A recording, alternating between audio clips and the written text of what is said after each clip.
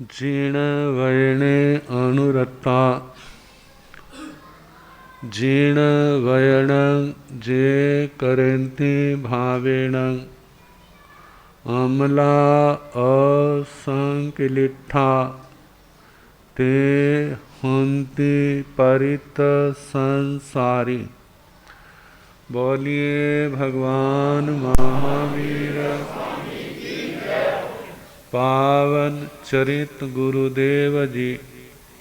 बंधु मन वच काए भव सागर को तरण में करो हमारी सहाय। जिन शासन जिन वाणी सदा जयवंत हो। श्रवण संग सदा अविचल मंगल हो। मुक्ति को प्राप्त श्रमण भगवान महावीर स्वामी उनकी परम पावन कल्याणी भागवती वाणी वाचक प्रमुख श्री इंद्र भूति गौतम आदि गणधर भगवंत जुग प्रधानाचार्य परम पूज्य श्री सुधर्मा स्वामी जी महाराज उनकी परम पावन पाठ परंपरा वर्तमान आचार्य ध्यान योगी परम पूज्य श्री शिव मुनि जी महाराज एवं गुरुजन सबके पावन चरण सरोजों में मेरा अनंत अनंत वार वंदना नमस्कार। उपस्थित धर्म प्रेमी सज्जनों, माता तथा बहनों,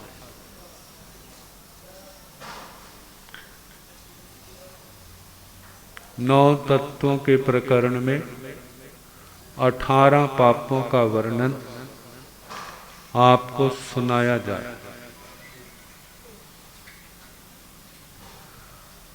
18 पापों में 11 तो सुना चुके हैं, 12वां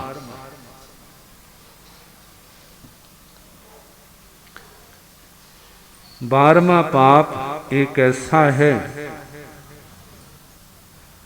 कहीं तो वो बहुत बुरा है और कहीं पर बहुत अच्छा है। कहीं पर मैं बहुत बुरा है और कहीं पर अच्छा है। जिनको 25 बोल आता है ना, उनको तो पता चल गया होगा वो कौन सा है। कलह है। कलह का मतलब लड़ना। लड़ना भी तो एक कला है ना। बोलो, नहीं है कला? देखो इतने टूर्नामेंट होते हैं, इतने कंपटीशन होते हैं, वो क्या चीज है? जिसकी कला ज्यादा होगी वो क्या हो जाएगा? जीत जाएगा। और जो पीछे रह जाएगा कहते कलह है। अच्छा भी है और नहीं भी है। कहते हैं कोई चीज यदि उसको अच्छा स्थान मिल जाए तो शोभा पा जाती, और बिना स्थान के उसकी अशोभा होती।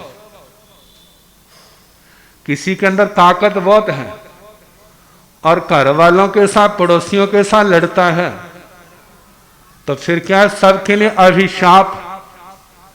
और उसको बॉर्डर पर पहुंचा दो, ले भैया लड़ जितना लड़ना, आप कोई कसर ना छोड़ना, लेकिन मारकुट खा के ना आना। ऐसा ना हो लोग तेरे को कहें कि घर में तो शेर बनता है और बाहर जाके मारकुट खा के आ जाता है। आप देखते हैं तेरे में कितना दम खम है। बाहर लड़ेगा, बाहर जीतेगा तो सारे परिवार की शोभा है।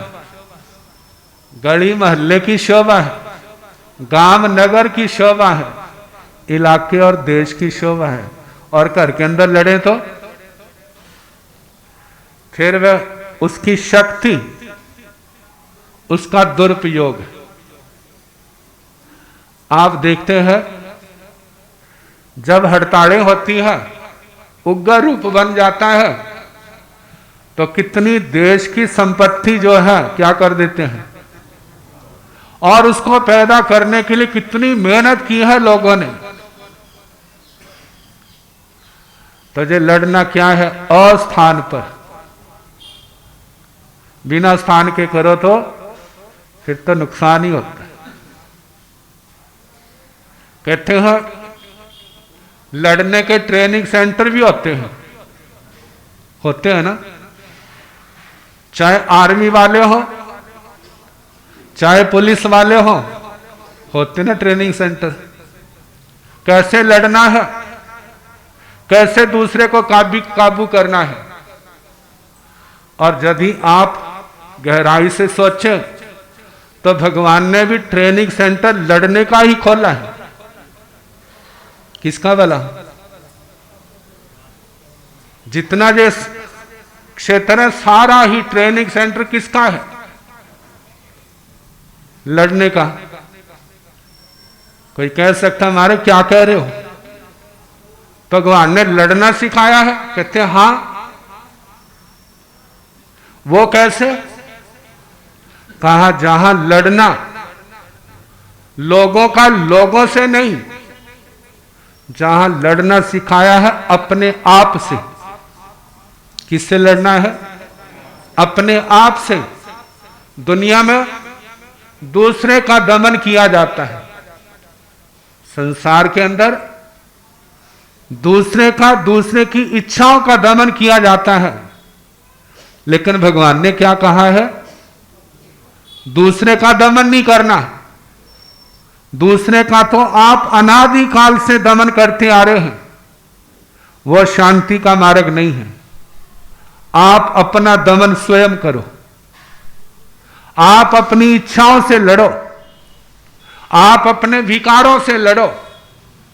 जिन विकारों ने आपको अनंतावार नरक भेजा है, त्र्यंच निगोद गति में भेजा है, किसने भेजा है? आपके पड़ोसी ने नहीं भेजा, आपके दुश्मन ने नहीं भेजा, किसने भेजा है? आपने स्वयं अज्ञानता, मूढ़ता के कारण ऐसे काम किए जिसकी सजा आपको नरकों की मिली, त्र्यंच गति की मिली। जितने भी दुख है संसार के, देखा जाए दूसरे की अपेक्षा उसके लिए आत्मा स्वयं जिम्मेवार है। अब लड़ाई कैसी है भला? अच्छी भी और बुरी भी है। अपने आप से लड़ो, अपने से संघर्ष करो, अपने अंदर जितने विकार आते हैं उनका दमन करो, वहां तो फायदा होगा, वहां आपको इनाम मिलेगा। लेकिन दूसरी जगह लड़ोगे तो इनाम के स्थान पर सजा मिलेगी। तो 12वां पाप कौन सा है? कलह। कलह का मतलब कल और ह। कल का मतलब कला भी है, कल का मतलब मधुरता भी है। ऐसा काम जिससे अपनी सारी कलाएं खत्म हो जाए, अपनी समझ खत्म हो जाए, वह काम। कल का मतलब मधुरता, जीवन की मधुरता समाप्त हो जाए। आप आपस में जब मधुरता है, परिवार की, परिवारों की, समाजों की, लोगों की, वो खत्म हो जाए, वो क्या है? कल है। जो कल है कितने प्रकार की है,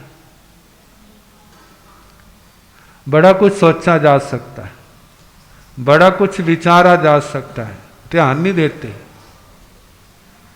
कहते हैं एक लड़ाई होती है शारीरिक, एक होती जवान की, और एक होती मन की। शारीरिक लड़ाई क्या है? शस्त्रों से। जो शस्त्र नहीं है तो हाथ और पैर, जैसे पशु लड़ते हैं ना, अपनी रक्षा और दूसरे को गिराना। ये कौन सी लड़ाई है? शरीर की लड़ाई। और जवान की लड़ाई, जे जवान कितने पहरेदार रखे हुए हैं, काम बिगाड़ देती है और छिप जाती है। और मार पिटाई किसकी होती है? आग लगाने वाली कोई, और मार खाने के लिए वो शरीर है। वह देखा जाए इन सब जगह में जवान क्या है, शरीर क्या है? मूल में तो आत्मा है। बोलने वाली भी आत्मा है, करने वाली भी आत्मा है, सोचने वाली भी आत्मा है। जब अच्छा बोलेंगे, अच्छा करेंगे, अच्छा सोचेंगे तो उसका परिणाम आत्मा को ही मिलेगा। शरीर माध्यम है, लेकिन अनुभूति किसको होती है? अनुभूति तो आत्मा को होती है। और यदि आत्मा ने शरीर के द्वारा अच्छा नहीं किया, वाणी के द्वारा अच्छा नहीं बोला, मन के द्वारा अच्छा नहीं किया, तो उसका परिणाम किसको भोगना पड़ेगा? शरीर के माध्यम से इस आत्मा को ही भोगना पड़ेगा। कहा देखो भगवान ने कैसी समझ दी है। कहते लड़ना है तो दूसरों से नहीं, आप ऐसी लड़ाई करो कि आपकी जन्म जन्म की लड़ाई क्या हो जाए, लड़ाई की जड़ ही खत्म हो जाए। और उस लड़ाई के लिए ताकत की जरूरत है, शक्ति की जरूरत है, क्योंकि बिना शक्ति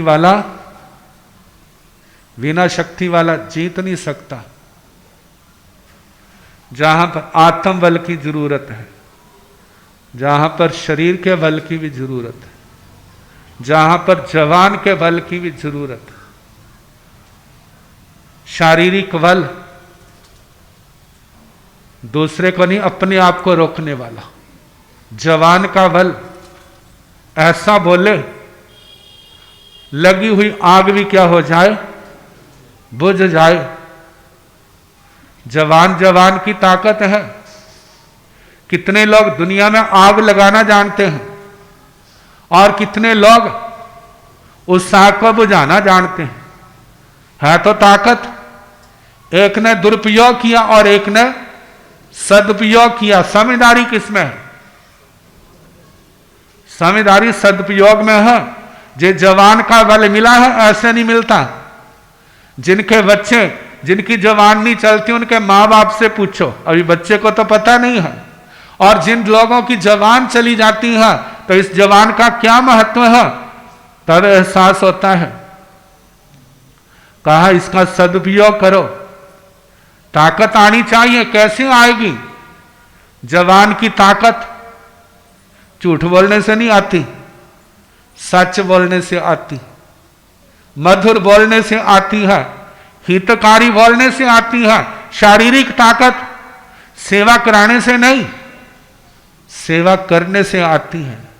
बाहुबली जी को, भगवान बाहुबली जी को इतना बल मिला तो किसके कारण से मिला? सेवा कराने से नहीं, सेवा करने से मिला। कहा शरीर के द्वारा सेवा करेंगे तो शारीरिक ताकत, और जवान के द्वारा मीठा बोलेंगे, सत्य बोलेंगे, हितकारी मधुर बोलेंगे तो जवान की ताकत ऐसी आएगी कि जिस समय बोलने लगेगा तो हजारों सुनने वाले, लाखों सुनने वाले बिना बुलाए आ जाएंगे और उनके एक एक बोल उनको क्या लगेगा? अनमोल लगेगा। ऐसी बातें गिद्धड़वा में थे कवि रतन श्री चंदन मुनि जी महाराज। कई बार बड़ी बड़ी अच्छी बातें सुनाते हैं, अच्छी सुनाते थे। कहते मैं आपको प्राय करके उनका ऐसा, कहते मैं 1 लाख रुपए की बात सुनाऊं। अभी सुना था ना, 1 लाख रुपए का। कहते तुम इसका ध्यान रखोगे तो मैं कभी गुर्दे की तकलीफ नहीं होगी। कौन सी तकलीफ? गुर्दे की तकलीफ नहीं होगी। मारे करो कृपा। कहते कभी मल मूत्र के आवेग को रोकना नहीं, मल मूत्र के आवेग को रोकना नहीं। ऐसा समय व्यवस्था नहीं है तो खाने पीने में कंट्रोल रखो। दूसरी बात, जब भी आप खाना खा चुको तो उसके बाद लघु शंका को जरूर जाना। सोने से पहले अपने इन आवेगों से फ्री हो करके फिर क्या करना, फिर सोना। और जब उठे हैं तो फिर क्या हो जाओ, फिर निवृत्त हो जाओ। आपको ये कभी तकलीफ नहीं आएगी, क्योंकि ये तकलीफ आती कब है, इन्हीं कारणों से। तो ये सारा किसका प्रभाव है, जवान का, संयम का। कहा यदि हम इन बातों का ध्यान रखते हैं तो हमारा जीवन शांत होगा, समाधि वाला होगा। कहीं चले जाएं कोई बुरा नहीं कहेगा, चाहे किसी धर्म का हो, किसी संप्रदाय का हो। यदि उसका जीवन संयमी है, विवेक प्रधान है, तो वहां पर देखने वाले कहेंगे चाहे हमारे धर्म को नहीं मानता, चाहे हमारी संप्रदाय को नहीं मानता, लेकिन व्यक्ति बड़ा अच्छा है। किसके कारण से अच्छा हुआ, जबकि सिद्धांत नहीं मेल खाते, विचार नहीं मेल खाते, लेकिन एक आचरण के कारण से। तो कहा जी शक्ति कैसे आती है, शरीर की शक्ति तपस्या से आएगी, सेवा से आएगी, जवान की ताकत मौन से आएगी। कितने भाई बहने मौन तो बहुत करते हैं, लेकिन जिस समय बोलने लगते हैं तो ऐसे होता है जैसे बम ब्लास्ट होने लगा, पारना होने लगा है। कहा नहीं, आपने मौन के द्वारा शक्ति तो इकट्ठी की है, अब वो शक्ति जो है सेवा में लगाओ, उसका सदुपयोग करो, तब तो आपको लाभ मिलेगा, अन्यथा नुकसान बनेगा, नुकसान होगा। आगे मन है, मन की ताकत देखा जाए, शरीर से बढ़ करके इस जवान की ताकत है, और इस जवान से भी बढ़ करके मन की ताकत है। शरीर से करोगे तब काम होगा, जवान से बोलोगे तब काम होगा। यदि आपके मन के अंदर ताकत है, आप मन से बोलोगे तुम्हारा काम हो जाएगा, लेकिन होगा कब, जब आपके अंदर ये शक्ति होगी। आर्य जंबू स्वामी जी ने एक बार नवकार मंत्र पढ़ा, अरे मैंने तो दीक्षा लेनी है, सब कुछ छोड़ना है, ये चोर लेके चले जाएंगे, लोग क्या कहेंगे, किसने दीक्षा लेनी थी, ये तो घर में डाका पड़ गया इसलिए दीक्षा ली। यदि दीक्षा ही लेनी होती तो शादियां क्यों कराते, शादियां कराई हैं इसका मतलब केवल दिखावा था। अब दीक्षा ले रहे हो तो इसलिए ले रहे हैं क्योंकि घर में कुछ भी नहीं रहा। एक बार मन से नवकार मंत्र पड़ा है और ऐसी ताकत, पूर्व जन्म के तप का प्रभाव 12 साल वेले वेले पारने किए थे, और पारने वाले दिन उनका आईमिल होता था। आप अनुमान लगा लो भला, बेले का पारना हो और पारना कैसा हो। ये पारने में थोड़ी सी भी कमी रह जाए तो मतलब हम परफेक्ट नहीं है, हमारा विकास नहीं हुआ, उनका हो गया था। आईमिल से पारना, आखिरी समय संथारे पूर्वक काल करके, समाधि पूर्वक काल करके पंचमे देवलोक में गए। वहां से जहां आए हो, आप नवकार मंत्र पढ़ते हैं तो पास वाले को पता नहीं चलता कि मेरे को याद कर रहा है, लेकिन आर्य जम्बू स्वामी जी ने एक बार पढ़ा और पहले देवलोक के इंद्र महाराज का सिंहासन डामाडोल हो गया। कौन? अपने अवधि ज्ञान के द्वारा देखा जम्बू स्वामी के आर्य जम्बू की दीक्षा में विघ्न आ रहा है, सब कुछ छोड़ करके आगे, केवल एक उनके प्रमुख को छोड़ करके बाकी सबके पैर जमीन पर चिपका दिए। और उनका मालिक कह रहा जल्दी करो। कहते हमारे क्या करें, हमारे पैर जमीन से चिपक गए हैं। कहते मेरे तो नहीं चिपके। कहते हमें क्या पता। कहते मेरे अंदर तो 2 कलाएं हैं, ताले कैसे खोलने और सोए को जागते को सुलाना कैसे। जे हमारा गुरु कौन आ गया। चारों ओर देखा तो ऊपर क्या देखा, देव कुमार जैसा नौजवान और 8 कन्याएं, मानो 8 दिशाएं बैठी हो। लगता है जे मेरा गुरु है। आगे ऊपर कहने लगे 2 विद्याएं ले लो और 1 विद्या जे मेरे को दे दो। कहते ना मेरे को 1 की जरूरत है, ना मेरे को 2 की जरूरत है। मैं तो सब कुछ छोड़ करके सुबह कहां जा रहा हूं, आर्य श्री सुधर्मा स्वामी जी के चरणों में जा रहा हूं। कहते क्या कर, दिमाग ठीक है। हम तो धन के लिए जी जान लगा देते हैं, लेकिन आप इस मिले हुए को छोड़ करके जा रहे हो। कह देते पागल कुत्ते ने काटा है। कहते काटा तो नहीं है, मैंने भगवान के वचन सुने। आर्य श्री सुधर्मा स्वामी जी महाराज, उन्होंने दुनिया का सच मेरे सामने रखा है और मैंने साक्षात पाया है। बड़ा संवाद हुआ। आखिर सारे के सारे अगले दिन 528 आचार्य श्री सुधर्मा स्वामी जी महाराज के चरणों में जिन शासन में दीक्षित हो गए। ये सारा किसका प्रभाव था? मन की ताकत का। कहा मन की ताकत ये कैसे पैदा होती है? मन के संयम से। किसी का बुरा नहीं सोचना, किसी बुरे पाप की अनुमोदना नहीं करनी, मन के द्वारा किसी को नहीं कहना तुझे गलत काम कर। सबके लिए एक प्रेरणा, हमारा जीवन निष्पाप हो, हमारा जीवन पापों से मुक्त हो। कहते अब शक्ति मिली है तो इसका सदुपयोग करना। सदुपयोग दूसरे के विनाश के लिए नहीं, दूसरे के अपमान के लिए नहीं, दूसरे को पराजित करने के लिए नहीं। अपने अंदर इतना कूड़ा कचरा भरा पड़ा है, उसको साफ करना है। कौन सा कूड़ा कचरा है? जे 8 कर्मों का, इनको नष्ट करना है। इसमें आत्मा की सफलता है, बाहर की लड़ाई में सफलता नहीं। जिनको ज्ञान नहीं वो हाथापाई करते हैं, जिनको ज्ञान नहीं वो जवान लड़ाते हैं, जिनको ज्ञान नहीं वो मन के द्वारा दूसरे का बुरा सोचते हैं। लेकिन जिनको ज्ञान है, जिनके अंदर विवेक है, जिनके अंदर समझ है, वो ऐसे पाप नहीं करते।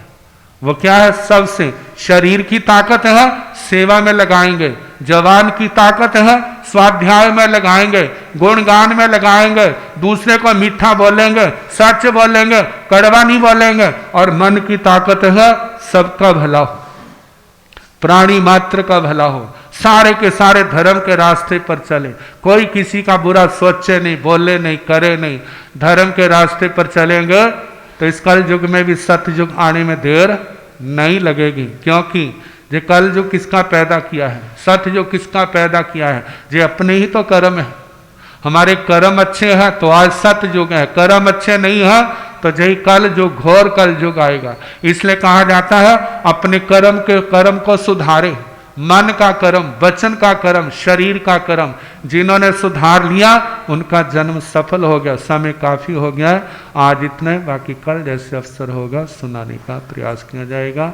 आज 2 अठाइयों के पारने हैं, जैसे उनकी तपस्या निर्विघ्न हुई इसी प्रकार पारने भी सुख शांति से हो, हमारी शुभकामना।